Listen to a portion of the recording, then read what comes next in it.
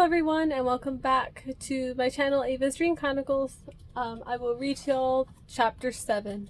It's called, has a really cheesy title, it's called Earthbender because what young person doesn't want special powers, special elemental powers at some point, or culture, things like that. Anyway, I wasn't into Avatar Last Airbender, but all I wanted was, I really like dirt. I'm a gardener and I just love mud, so I just wanted special powers, and even though I didn't think of it discreetly, it showed up in my subconscious mind. Ugh. Earthbender. One time, I went to bed and dreamt that me and my family went to a pool party. I'm hanging out as usual, my siblings are playing in the pool. The party's being held by one of our neighbors, so it's closer to home. So about this time we were involved in neighborhood politics, things like that. So sometimes my sister would drag me and some of my siblings to go to little parties like that, even though they don't have pools. It's just they're super boring. Anyway, not this one. This one had a pool. The water in the pool is greenish, and the pool itself is lined with stone. But there's a shack that's big. There's a shack that's biggish but rickety. Everyone's getting ready to leave, including my family. Papa called my siblings out of the pool, but then I noticed there was an older man asking anyone he comes across to find the redhead. He's about 40 feet away and stopping strangers as they're leaving. I look over, I spy a tall woman whose back is facing me. Her hair is poofy and bright red. There she is, I say to myself. The older woman is not coming towards the pool in the area where I'm at. I look for the redhead, but she's disappeared and I didn't get to see her face, which is almost a crime in my dream world. The man approaches me and asks if I've seen the redhead.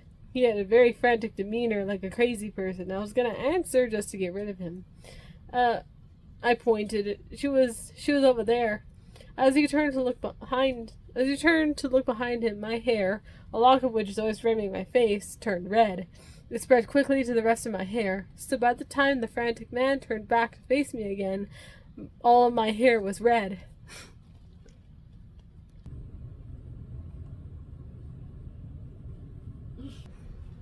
He took a deep breath and exclaimed, "You're the one!" "I'm the what?" I said, tired already. "You're the one!" He just repeated to himself. He said, "Come on, I'll show you."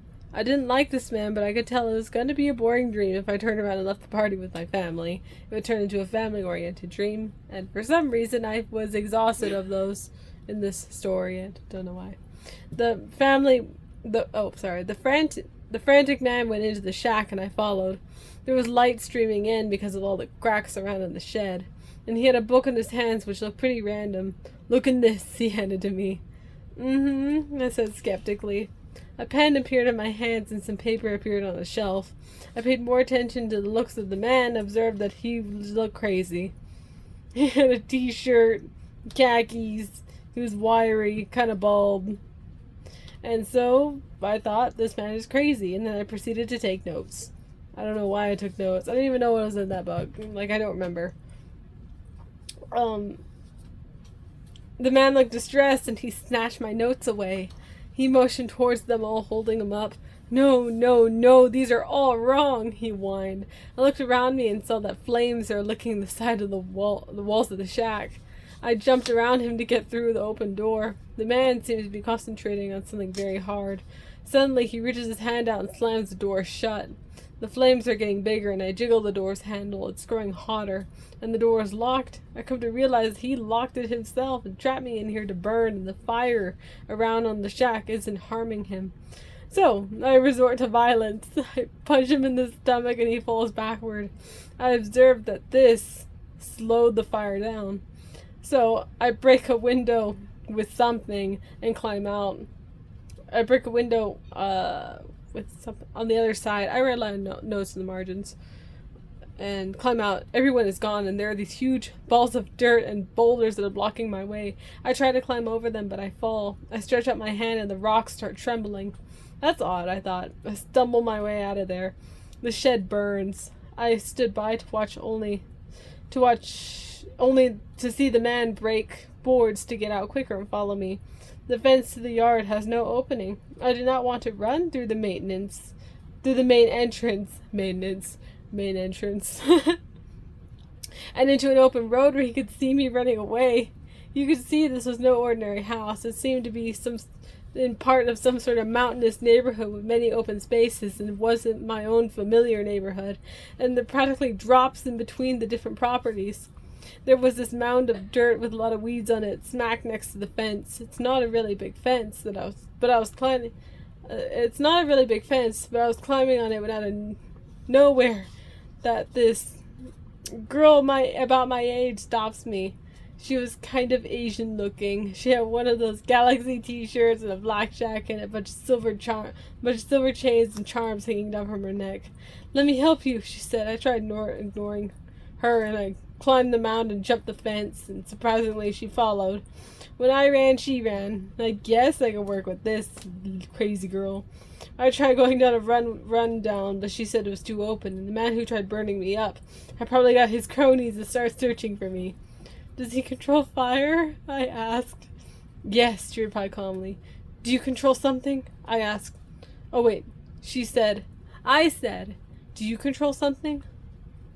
I asked her. She didn't answer. We continued walking down the path she pointed out instead, and it had a lot of vegetation. I stared at a vine that started growing, and my hair turned red. Awesome, I thought to myself. So I started growing flowers, because that's what I like doing.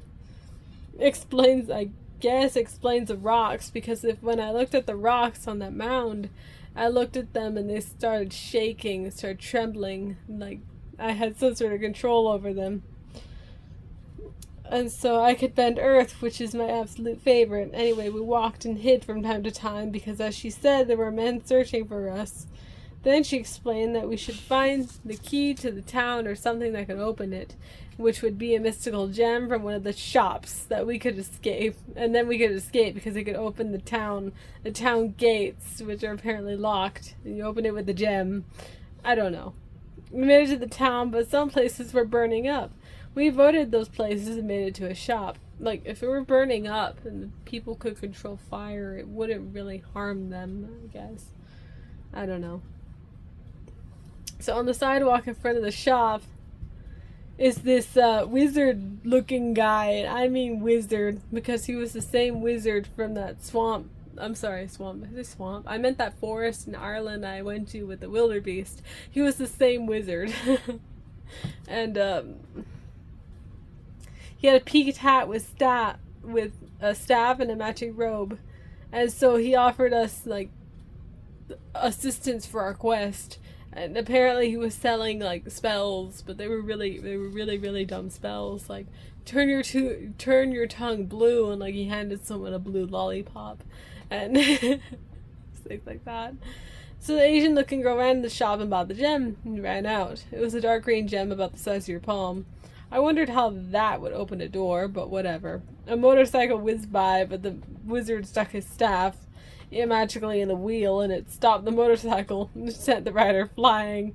I grabbed the motorcycle, to use it, but then I realized I don't know how to drive this. So I plopped it back down and started running to where that girl said that the gates to the city were. The wizard followed us, and we made it there. It's just, like, following us. And I thought, I want to see what the purple gem was for.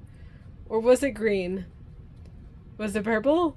Blue? It sure seemed like it changed color a lot, but who knows. Anyway, the walls or gates to the town were already open.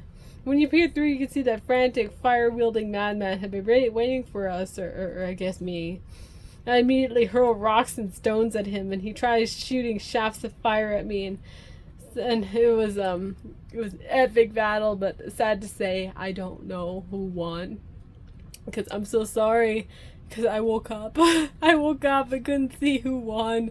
Maybe I didn't. Maybe I died, and that's why I woke up. Some morbid thought. So, this is a pretty old dream, but it was one of the first ones where I had any kinds of powers, and it was pretty... But other than that one where I flew around, but that was pretty boring and that was scary. But I thought that this one was worth mentioning because it was mystical. This is old, as in before I met my wise professor or the hero or most of the fairies.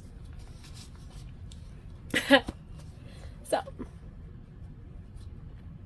I hope you all enjoyed that. At the time I dreamt this stream, I really, really, really wanted to dye my hair red. I still want to dye my hair red. And I'll dye it like off and on, but like I gotta use natural dyes. They don't stay that long, and it's just very frustrating. So like, there's a constant fluctuation of hair colors. Not that I want to use artificial dyes, like not good for my hair. Anyway. So, every time I'm going to use earth powers in my dreams now, my hair turns red. Like, I started getting comfortable with my hair being brown, so like it's not as often. Like sometimes it'll like stay reddish. Sometimes it'll just be brown. But anyway, it's like my hair fluctuates when I control my dreams like that. Fun fact: dreaming about bending earth means that you are very grounded, that you're very stable in your personal life. So I'll go ahead and give y'all a preview for chapter 8. It's called The Hero's Powers. It's got a very fun illustrations, and it's very awkward, and it's funny, I think. But let me just go ahead and flip the camera so y'all could see the illustration for that dream, and that way I will probably save time explaining it in my next video.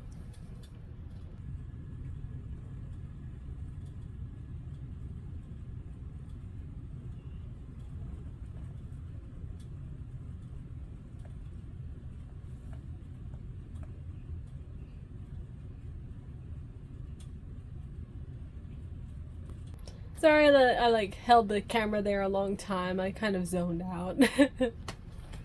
But there,